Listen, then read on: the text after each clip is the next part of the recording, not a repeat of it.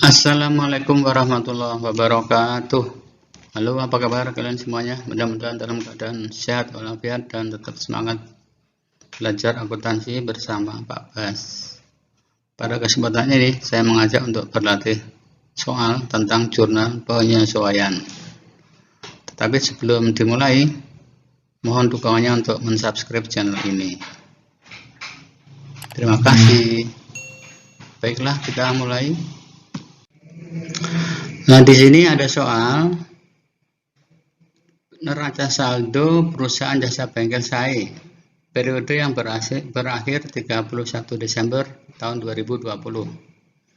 Kemudian pada tanggal 31 Desember 2020 perusahaan melakukan inventory taking, melakukan stock opname, mengecek keadaan yang sebenarnya. Angka-angka DNS ini betul apa enggak? Nah, setelah dicek, ternyata ada beberapa akun yang angkanya tidak sesuai. Antara lain menyebutkan A, kas yang ada 2.500.000, padahal di neraca tertulisnya 5 juta. Nah, perbedaan ini karena pernah membayar utang 2 juta dan pengambilan untuk keperluan pribadi, tetapi lupa belum dicatat. Kemudian yang B, persekot sewa dibayar 2 November 20 untuk 1 tahun. Kemudian yang C, perlengkapan bengkel masih ada 3 juta. Kemudian yang D, penyusutan kendaraan ditetapkan 5 juta. Yang E, peralatan bengkel disusutkan 10% setahun. Nah, peralatan itu yang seharga 18 juta itu ada yang dibeli tanggal 1 Juli 2020 dengan harga perolehannya 10 juta. Dan yang F, gaji karyawan masih ada yang belum dibayar 1 juta. Yang G, iklan dibayar untuk 10 kali terbit, baru diterbitkan 7 kali. Dan yang H, listrik bulan Desember belum dibayar 1 juta. Yang I, pendapatan jasa masih ada yang harus diterima dari pelanggan sebanyak 3 juta. Kemudian yang J, pendapatan komisi tercatat ke pendapatan bunga 500.000. Nah, untuk kali ini kita akan membahas data penyesuaian dari nomor A sampai nomor E. Sedangkan F sampai dengan C akan kita bahas pada bagian kedua. Nah, sebelum menjawab ini, kalau bagi yang sudah lihai, sudah pandai, tentu akan mudah. Tetapi yang bagi pemula nampaknya perlu dibantu dengan cara menganalisa data penyesuaian. Dengan adanya analisa data ini, mudah-mudahan bisa membimbing jalan pikiran kita. Caranya bagaimana? Kita lihat analisanya sebagai berikut. Nah, ini ada kolomnya, nomor, ada akun yang disesuaikan apa saja, kemudian angka di neraca saldo ada berapa, sebenarnya berapa, nanti ditambah atau dikurang, jumlahnya berapa. Jadi nanti menentukan debit dan kredit. Angka yang di NS ya tinggal menyalin dari neraca saldo ada berapa. Kemudian yang angka yang di sebenarnya ini dipikirkan berdasarkan data penyesuaian. Setelah kita mulai dengannya data nomor A. Kas yang ada di neraca saldo tertulisnya 5 juta, padahal yang ada hanya 2.500.000, sehingga 5 juta supaya menjadi 2.500.000 harus dikurangi 2.500.000. Kas berkurang, catat di kredit. Kemudian akun yang tidak sesuai selain kas adalah utang usaha. Utang usaha di neraca tertulisnya 15 juta. Sebenarnya tinggal 13. Kenapa 13? Karena pernah dibayar, tapi lupa belum dicatat. Itu kata di datanya kan. Sehingga 15 juta supaya menjadi 13 juta harus dikurangi 2 juta. Utang berkurang, catat di debit. Kemudian anggaran yang enggak sama selain kas dan utang adalah pengambilan pribadi. Pengambilan pribadi itu dicatat sebagai akun prive. Prive di neraca saldo 0. Sebenarnya ada enggak? Ada. Berapa? Coba kita lihat. Kas tertulisnya 5 juta. Kalau hanya untuk membayar utang, mestinya masih ada 3 juta. Tetapi yang ada hanya 2,5. Berarti yang diambil untuk keperluan pribadi sebanyak 500.000. Jadi prive di NS 0 sebenarnya ada 500.000. 0 supaya jadi 500 harus ditambah 500.000. Prive bertambah di debit. Karena kalau prive bertambah kan sama dengan modalnya berkurang. Sehingga dicatat di debit. Kemudian yang B. Sewa dibayar di muka. Sewa dibayar di muka itu adalah harta kita yang dialokasikan untuk membayar sewa. Sehingga nanti setelah kita memakai tempat usaha, maka sebulan dan seterusnya harus dibayar sewanya. Membayarnya dengan mengurangi sewa dibayar di muka. Nah, sewa dibayar di muka di neraca saldo tertulisnya 6 juta.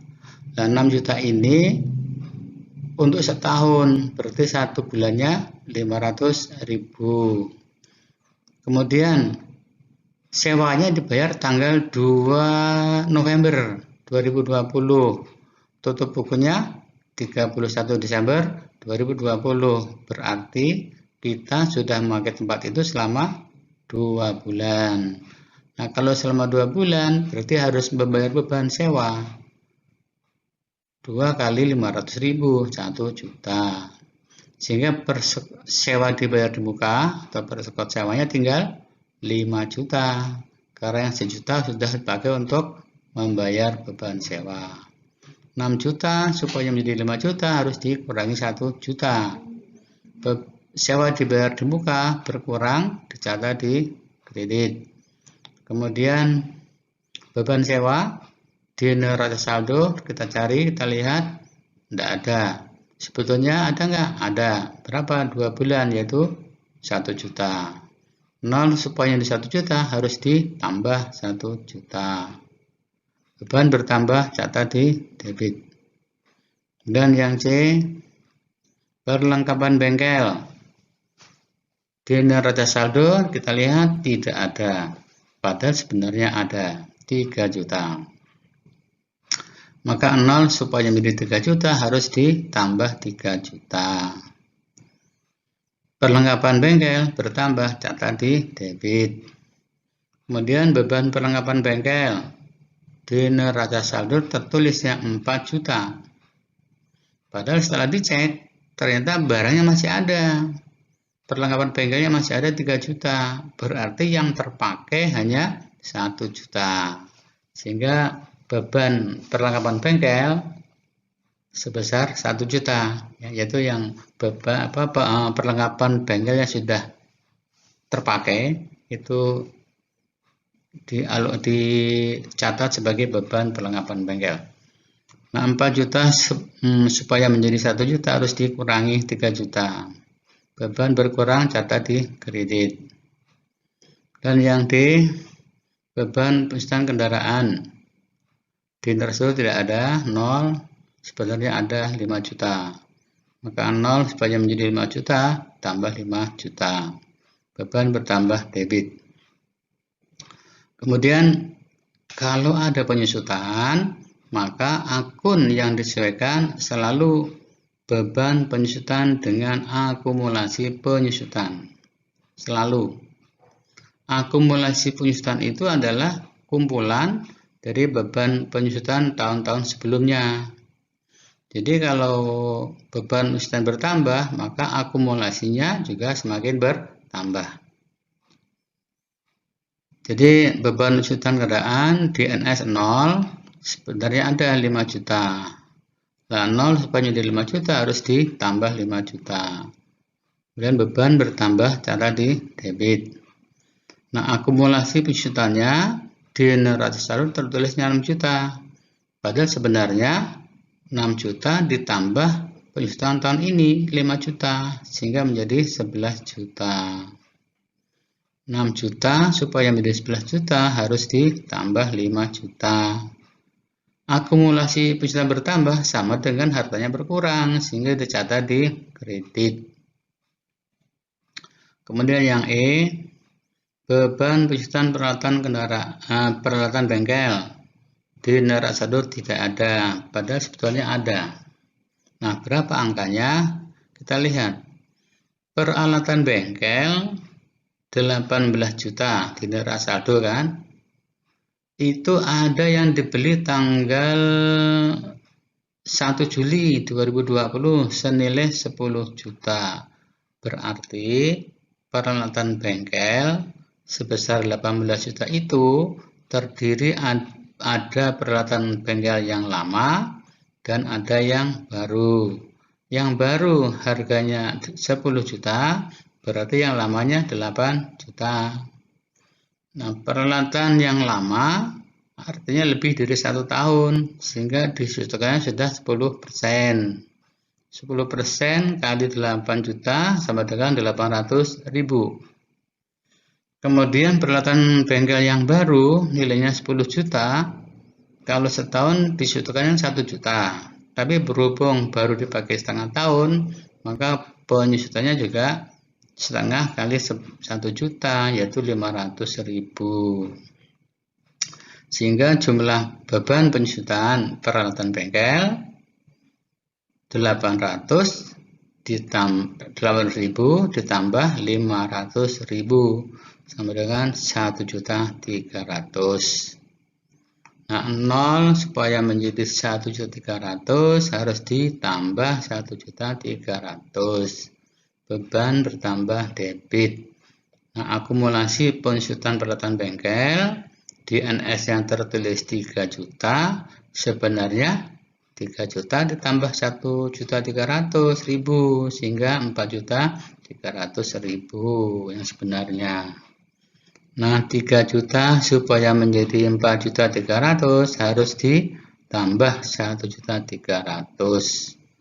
Akumulasinya bertambah sama dengan hartanya berkurang sehingga dicatat di sebelah kredit.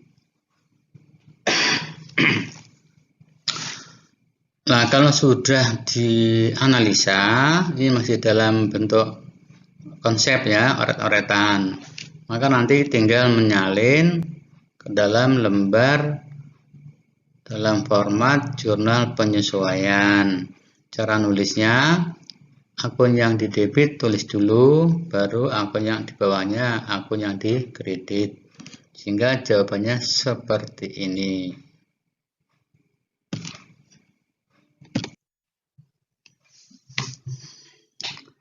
Yang nomor A, yang debitnya utang usaha, debit 2 juta, prive debit 2.500.000, kasnya kredit 2.500.000. Dan yang B, akun yang didebit beban sewa 1 juta, akun yang dikredit sewa dibayar di muka 1 juta. Kemudian yang C, yang didebit perlengkapan bengkel 3 juta, yang dikredit beban perlengkapan bengkel 3 juta. Dan yang D, beban penyusutan kendaraan 5 juta, akumulasi penyusutan kendaraannya 5 juta. Terus yang E, beban penyusutan peralatan bengkel debit 1.300.000, akumulasi penyusutan peralatan bengkel 1.300.000. Nah, untuk yang nomor F dan sampai dengan C, akan kita bahas pada bagian kedua. Untuk kali ini cukup dulu, mudah-mudahan bisa dipahami, dimengerti, dan bermanfaat untuk kalian semuanya. Terima kasih. Wassalamualaikum warahmatullahi wabarakatuh.